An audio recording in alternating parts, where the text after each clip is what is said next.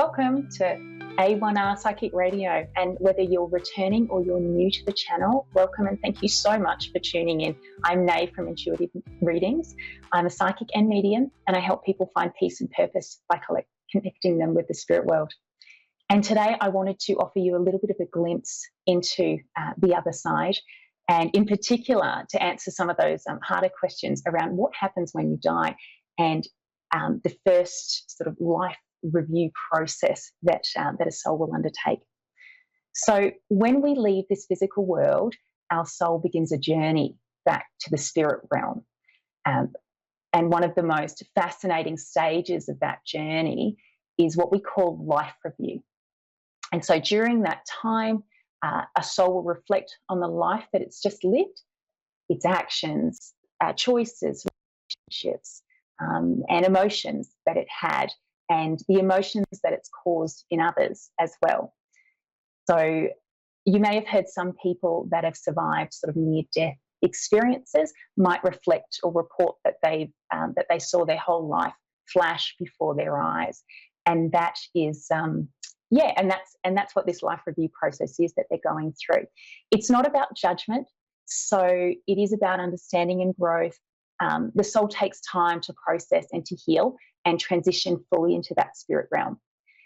Now, it can be really tempting to book a mediumship reading immediately following someone's passing, particularly if you didn't get a chance to say goodbye to someone, or you've entered like a really deep state of grief or loneliness, or you need them for something, or you need to ask a question, or where is the will or something. But I would really discourage you from doing that. And in fact, I don't generally take clients within the first 6 months of someone's passing. And there's some good reasons for that.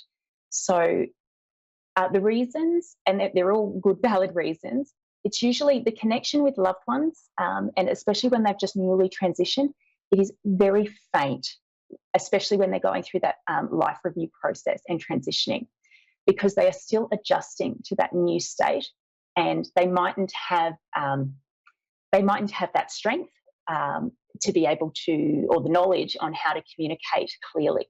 So think of it as some sort of like a settling in period for the soul. And for mediums, this faint connection can make it incredibly difficult to receive clear messages.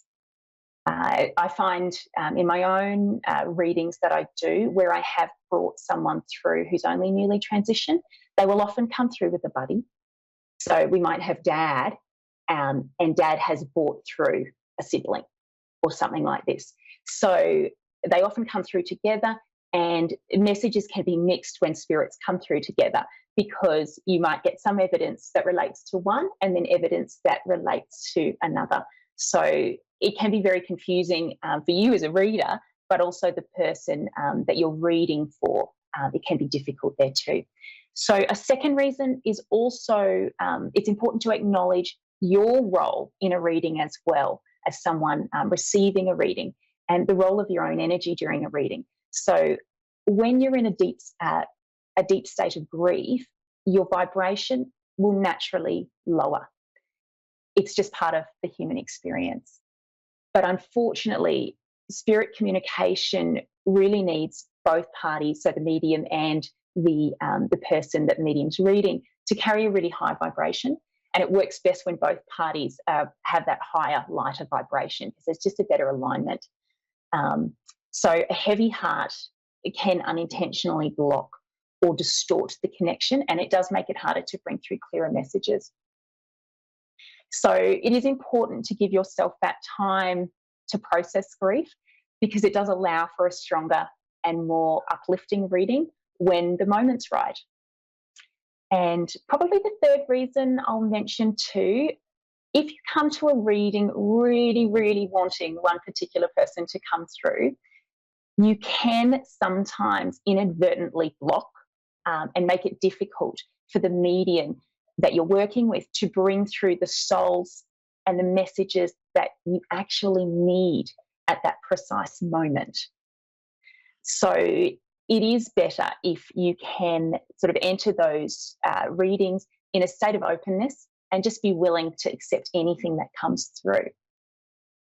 So that's a little bit about the life review process and connecting with newly departed loved ones. I might just take, just see if we've got any callers. And I've got Chelsea in Nashville, Tennessee. How are you? Hi, I'm wonderful. Thank you. How are you? I'm well, thank you. And are you looking for a bit of guidance today? Do you have a question, or can I assist you in an area of your life? I don't really have a particular question per se. I would just like to be open for any message that may come through, please. Oh, brilliant. That is the best way to be. Thank Let me you. see. I'm actually going to use my tarot cards today to see what you need to hear at this time.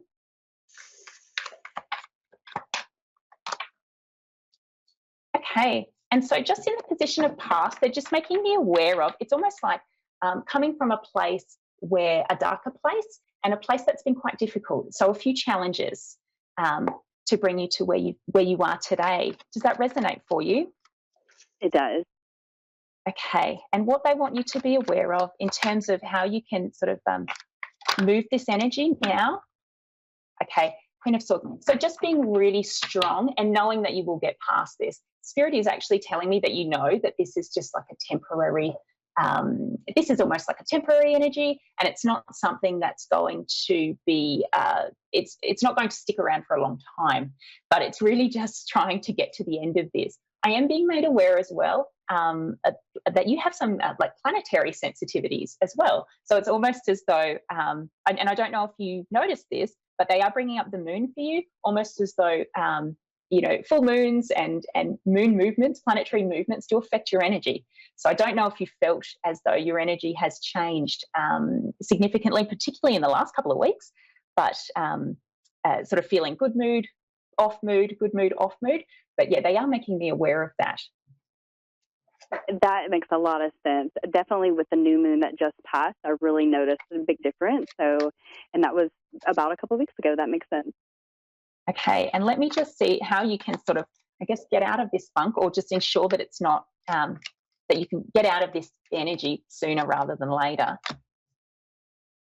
Okay, and they are bringing up the Five of Wands, which for me is almost like a conflict card. So I don't know if you're sort of avoiding having conversations with people. Okay, they are making me aware of my throat as well. So I do feel as though there is something you need to be verbal about with someone. Does that make sense to you? I think so. Okay, and this is not, the Five of Wands isn't telling you to, go out with your sword and, and start a fight. But what it is suggesting is that you do need to stand your ground and be really strong and be really assertive in this space too. So it's not, this is not something to shy away from. But once you have sort of expressed yourself and your position, you are going to find that that there is changes in this space for you, and so things are going to sort of level out. And okay, and I do feel it happens in February, so it is quite soon. It's not something that's going to be sitting with you in the months to come. So there's nothing to be concerned about in that space. Okay. Okay, thank you.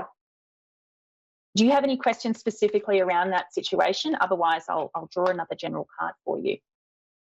No, thank you. Okay. And I'll just see what else Spirit needs you to hear at this time.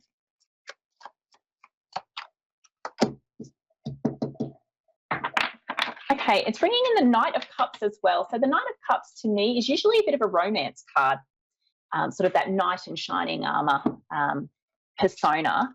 And it is also about balancing emotions as well, and sort of just being sure to sort of keep emotions in check, and try to, talk about your emotions more so than getting to a point where you need to yell about your emotions, if that makes sense. So ensuring that you're sort of looking after yourself in that space, and really using your voice. Again, they've just said use your voice. So I don't know if you're really struggling to communicate things at the moment, but they are saying, to use your voice and to vocalize about the things that are going on for you, and especially when it comes to your emotions. So if you are feeling off, it is okay to tell people that you're not having a great day, and to express that with people, particularly in your close circle, who can help you through that.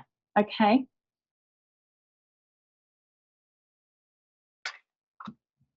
All right. And so thank you so much for the privilege of allowing me to read for you today.